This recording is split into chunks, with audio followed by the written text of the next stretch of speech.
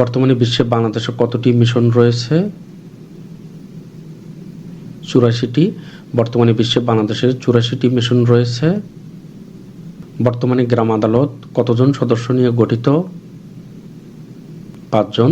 বর্তমানে গ্রাম আদালত 5 জন সদস্য নিয়ে গঠিত। জিম্বাবুয়ের নতুন মুদ্রার নাম কি? Zimbabwe gold. জিম্বাবুয়ের নতুন মুদ্রার নাম Zimbabwe gold. Doctor Mohammad Yunus তত্ত্বাবধায়ক সরকারের উপদেষ্টা নির্বাচিত হন কত সালে? 1996 সালে। ডক্টর মোহাম্মদ ইউনূস 1996 সালে তত্ত্বাবধায়ক সরকারের উপদেষ্টা নির্বাচিত হন। প্রশ্নে শুধু উপদেষ্টা লেখা থাকলে সেক্ষেত্রে উত্তর হবে 1996 সাল। যদি প্রধান উপদেষ্টা লেখা থাকে সেক্ষেত্রে উত্তর হবে 2024 সাল। ডক্টর মোহাম্মদ ইউনূস মার্কিন প্রেসিডেন্সিয়াল অ্যাওয়ার্ড লাভ করেন কত সালে? 2009 সালে। ডক্টর মোহাম্মদ ইউনূস মার্কিন প্রেসিডেন্সিয়াল অ্যাওয়ার্ড লাভ করেন 2009 সালে।